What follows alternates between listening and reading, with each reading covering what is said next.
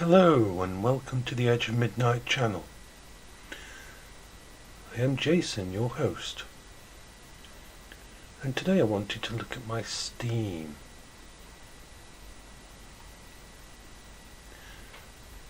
$696 games owned, 14 years on Steam. That's amazing to me.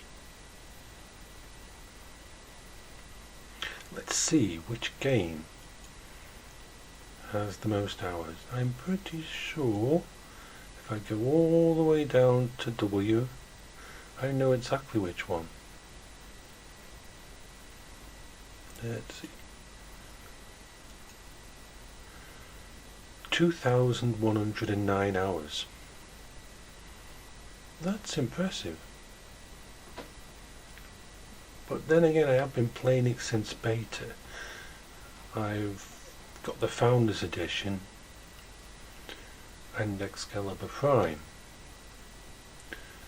I still play the game because no matter how long I play it, it changes and improves.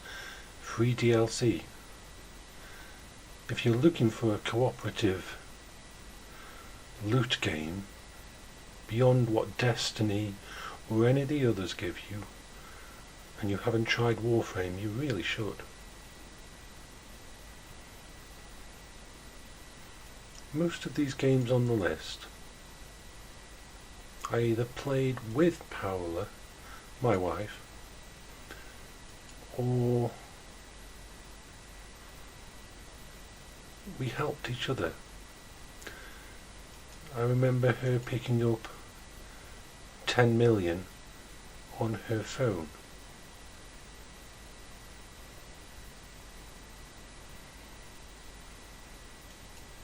I don't have that many games installed at the moment, and that's for a very good reason. You see, my ADHD can be a pain in the ass. If I install too many games, I will just sit there looking at the list of games that I've got installed and never actually play one.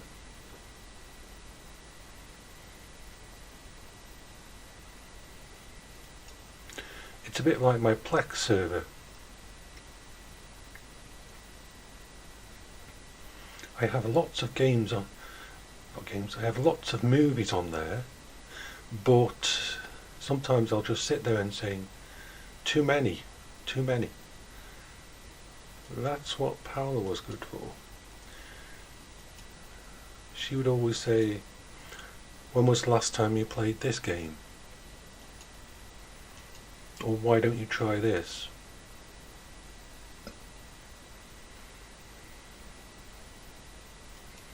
There's certain games that always stay on my system. Let's see. Installed games 24. I've got Alpha Protocol, American Truck Simulator, and believe me, if you've never tried American Truck Simulator or Euro Truck Simulator 2, try it.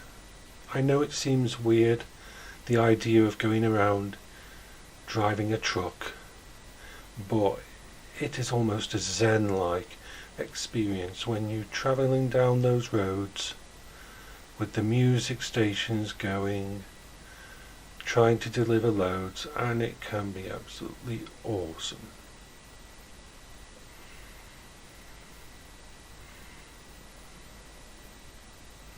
And yes, I play them mostly in VR now.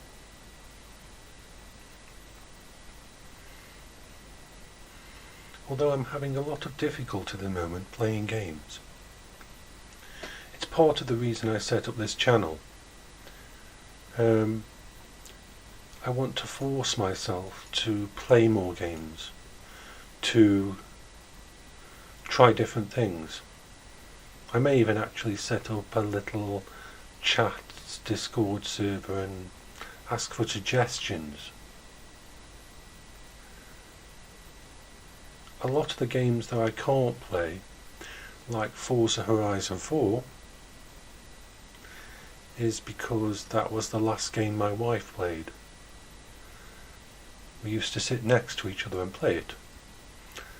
And if I turn that game on, it just breaks me apart. So I'm better off playing older games, or games that we never shared. Kerbal Space Program. I love that game. Space Engineers.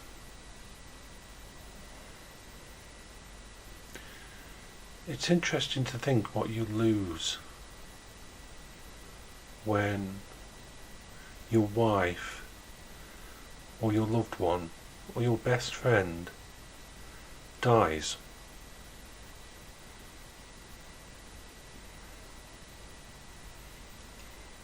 I've lost my partner in games. We used to play all the MMO RPGs.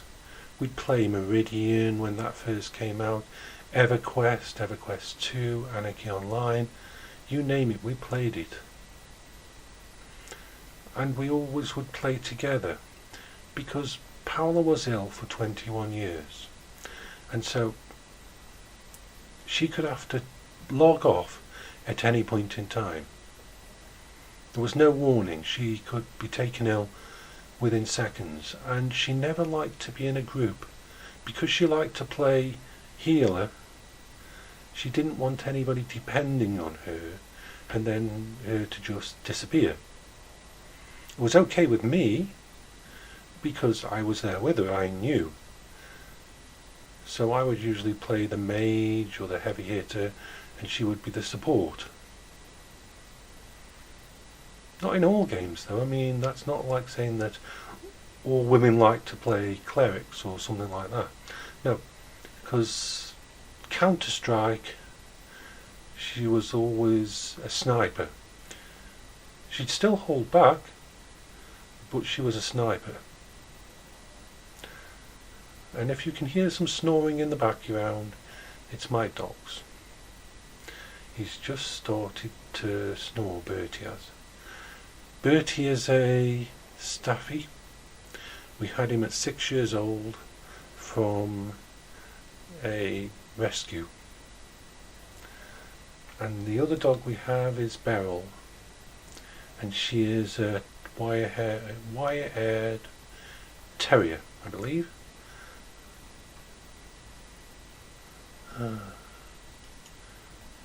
Games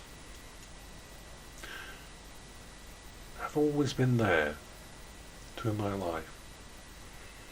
Since my first games on a Atari 2600 and a Sinclair ZX81.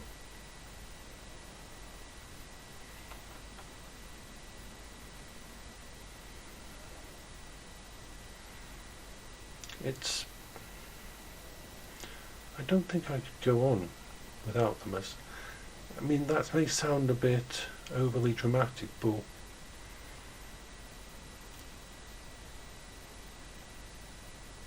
when Paola became ill, both of us found ourselves stuck or in prison, call it what you will, in a house, in 4 walls, for 18 years of that life. Films can only do so much. Books can only take you so far, and so can music. But games, because they're interactive, games like Oblivion or Daggerfall, where open world games where you can just explore and do whatever you want, or do nothing at all. This was always the wonderful thing. You've seen me play Bloons. Bloons, my wife introduced me to it because she used to play it at night when she couldn't sleep, when she had insomnia. And that happened a lot because of the side effects.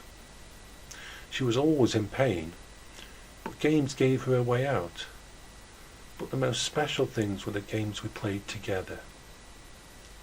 We couldn't go to the local shop. We couldn't go out except in a wheelchair. But we could log into a game and fight zombies together. We could log into EverQuest and explore entire continents. And even single-player games.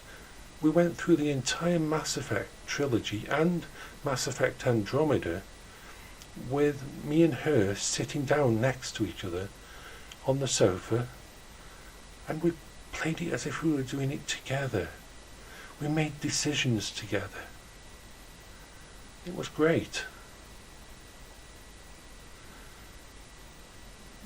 And Paola's last few moments before she died was spent playing Minecraft and listening to her favourite music.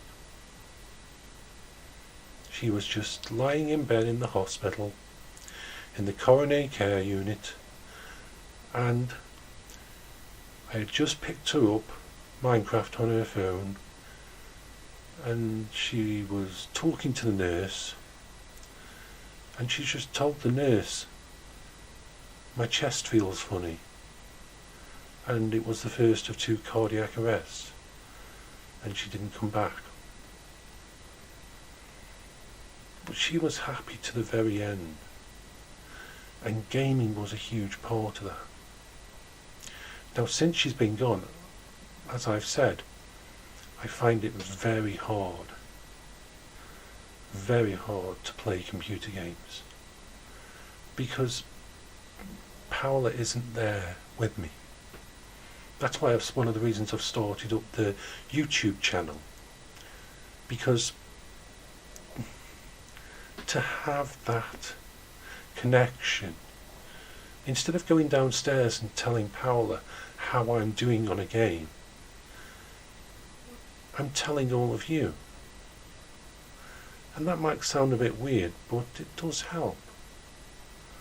And it gives me a motivation to actually get back into gaming, because for almost 3 months I couldn't touch gaming since she was gone.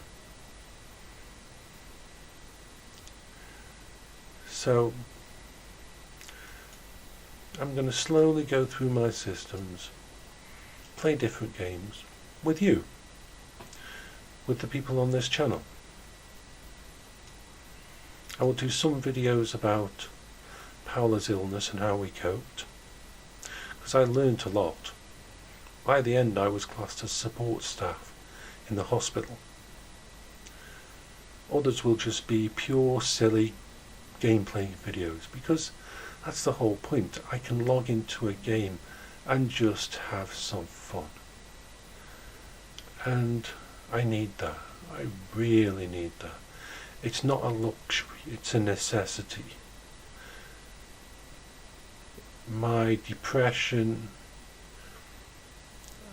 and all the other problems with my bowel cancer mean that having something that I can cling on to, that I can just go out and kill a dragon, log into Gorn and punch the hell out of an enemy, go into balloons and wipe out an entire map. It isn't about being good at these games, because, as I've said before, I'm not very good at games. I've played them for a very long time, but I've never been a Twitch player. I've never been a perfectionist. I play just to have fun, and a lot of that time that means just being silly. Certain people hate me because when I play something like Star Trek Online, I will use my mouse to select my powers instead of setting up all my hotkeys. And I know that's a bad thing, but it's just the way I am. So I just wanted you to know a little bit more about me, and why I'm doing this, and what it means to me. I'm sure I'm not the only one that games really do matter. I know there's a lot of disabled people who do the same. Anyway, thank you for listening. I know there wasn't anything on screen and it was pretty boring, but I just wanted to get this out there. Thank you once again. And once again, I apologize for my dog snoring.